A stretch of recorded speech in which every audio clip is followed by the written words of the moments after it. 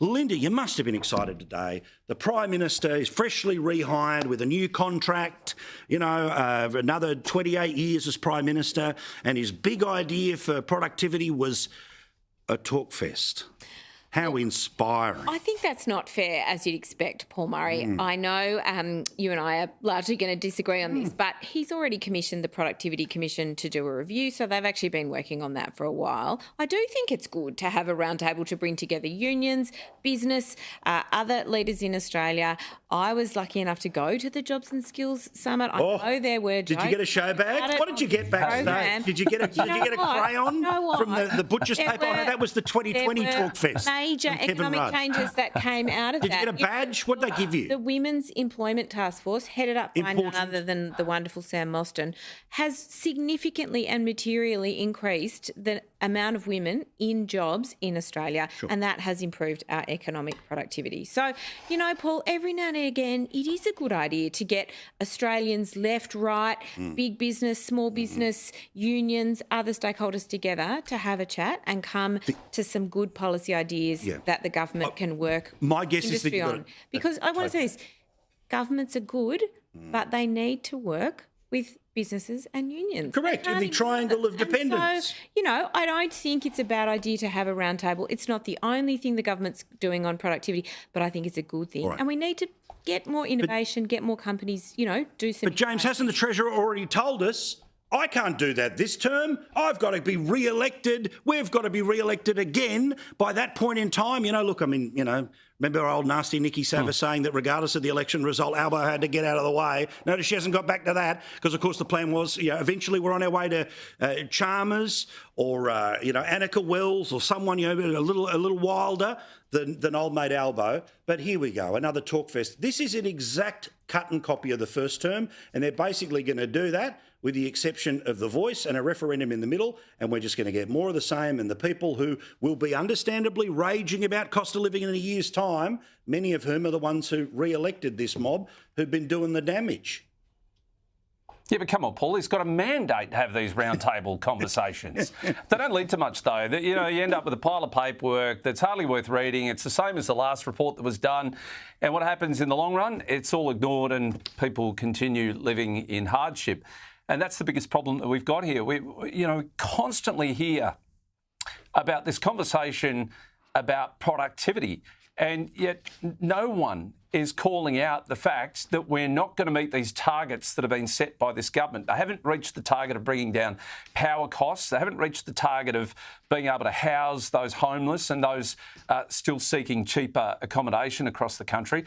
What's really interesting today, Paul, and I'm so refreshed by the idea we're getting Tyron Whitten into our Senate. Here's a bloke that's got an enormous amount of experience when it comes to developments and building and construction, some of the biggest projects across the country, mining and also hydro schemes. But one of his things that he pointed out to me today is we're still building houses that are the non-productive way. And sure, I don't want to see a change to the way in which the quality of house that's built, but there are different newer techniques available, like batching pads, where there's all this automated tilt slabs that can be laid and put up, and we can actually achieve with new technology greater productivity that builds houses quicker, provides the accommodation to those people out there that are still living in cars and living in tents or living on the street. And yet no one has spoken about this. So I can't wait for that new fresh blood to come into the Senate and actually raise these things on the floor of Parliament and actually get some real productivity and changes moving within that Parliament. Well, in relation to housing, the Housing Minister, who definitely wasn't sacked, definitely was not sacked as the Home Affairs Minister. Remember that. She's just a good performer. She's saying, and I love this here, right, because she's saying she's not a YIMBY, which means yes in my backyard, build everything everywhere, but she's out and about saying that it's, among other empty words, it's time to roll our sleeves up. Anyway, what's she saying today? For the first time since the post-war period, our government is rolling up its sleeves and actually getting on with the job of funding and building homes with our states and territories and local government. What's going to be required is 3 years of serious reform with the states and territories in local government. We're up for that, and we know they are too.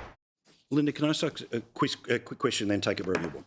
When they talk about funding homes, they're talking about building social housing, right? And that's a good thing because there's tens of thousands, in fact, close to a couple 100,000 people who want to go into those things.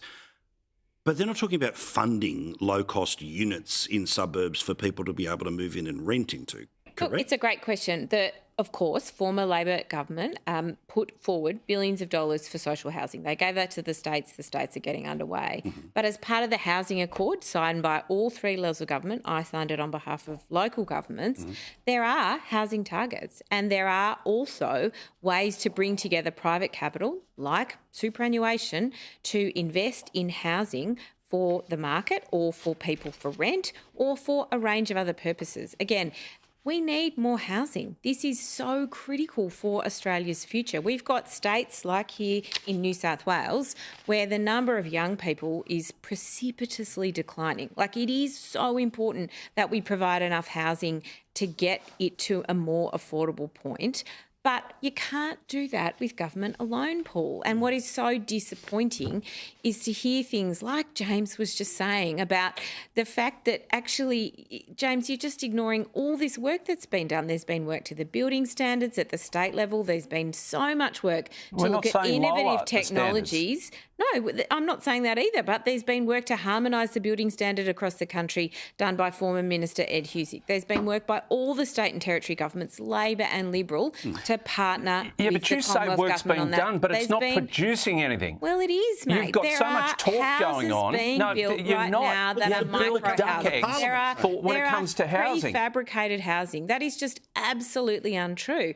And if your friend but you're building cheap, nasty stuff that lasts 5 to 15 years before it's destroyed. If your new senator wanted to run on the importance of technology for buildings, he should have run for the Western Australian State Parliament, because that's where the majority of those decisions are made, James.